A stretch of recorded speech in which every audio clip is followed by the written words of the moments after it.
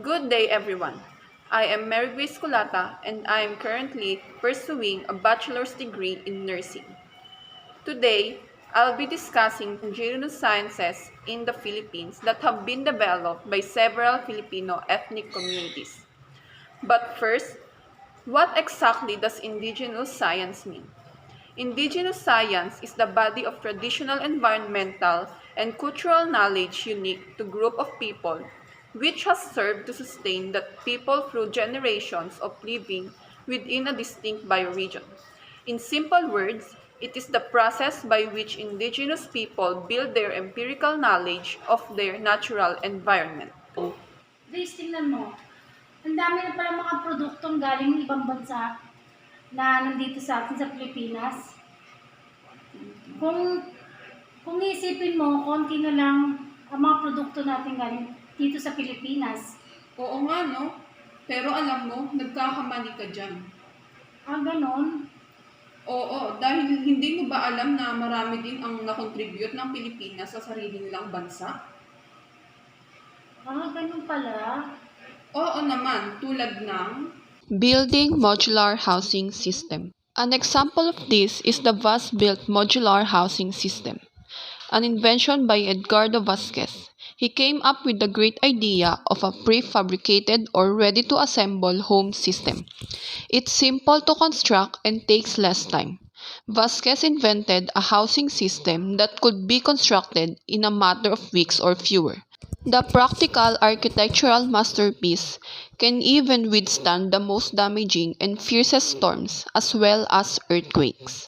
Invention of medical incubator. Fede Mundo developed a bamboo version of a modern medical incubator for rural communities that is less expensive and easier to assemble. It is a makeshift incubator using two wicker laundry baskets of various sizes. She used hot water bottles to keep the infants warm in the area between the baskets, then added a hood and oxygen.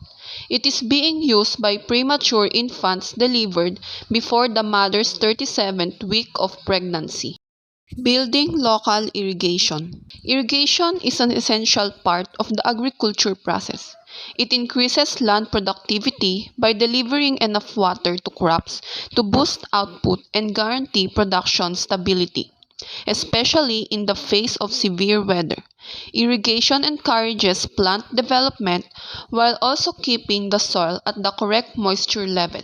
This reduces the risk of soil piping, which can lead to increased subsurface erosion due to abnormal subterranean water flow.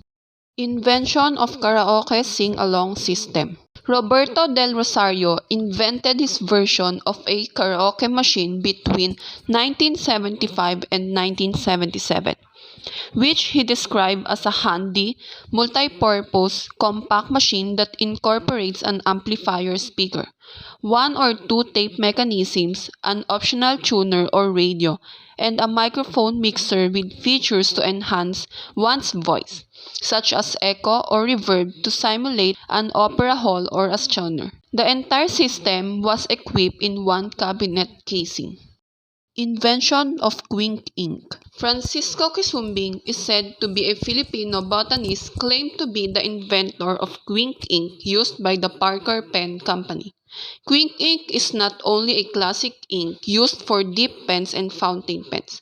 It is also a beautiful medium to use for illustration and painting. It is a non-waterproof ink and as a result can be used in many interesting ways that are different to how waterproof ink can be used. Using herbal medicine. The lagundi leaf is one of them. Until now, it has been used mostly by the elderly since it is helpful in stopping coughing, relieving asthma, facilitating phlegm release, and lowering fever caused by colds or flu. Not only that, but it also helps to relieve discomfort from headaches and toothaches. Invention of yo-yo. The word yo-yo is an Ilocano word which means comeback. It was a weapon that had been used by natives for 400 years. However, the lethal version was large and had sharp edges and studs. It was also attached to a thick 20 feet long ropes for flinging at enemies or prey. The modern version was designed by a Log undergraduate named Pedro Flores. It was made of lighter materials such as wood and cotton strings and was mass-produced in the United States. Invention of 16-bit microchip. Diosdado Banatao developed the first single-chip graphical user interface accelerator that made computers work a lot faster. This invention has allowed computer users to use graphics or commands and not the usual type commands in older computers. It has allowed data processing to be a little faster using very little space. Invention of mole remover.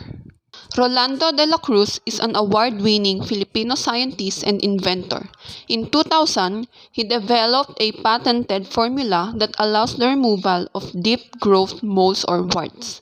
His formula was extracted from the Filipino cashew tree, Anacardium occidental, which is common in the Philippines and is known as kasoy. Producing wines from tropical fruits. Wines that are made from tropical fruits are very attractive for the production of wine, which may contain many compounds beneficial for health as well as being a way to use an overproduction of fruit, decreasing losses and adding value to the fruit. Wow, ganun pala. Ang dami pala natin mga produkto dito sa ating bansa. Oo naman, marami din ang magagaling na scientist ang nakagawa ng iba't ibang bagay.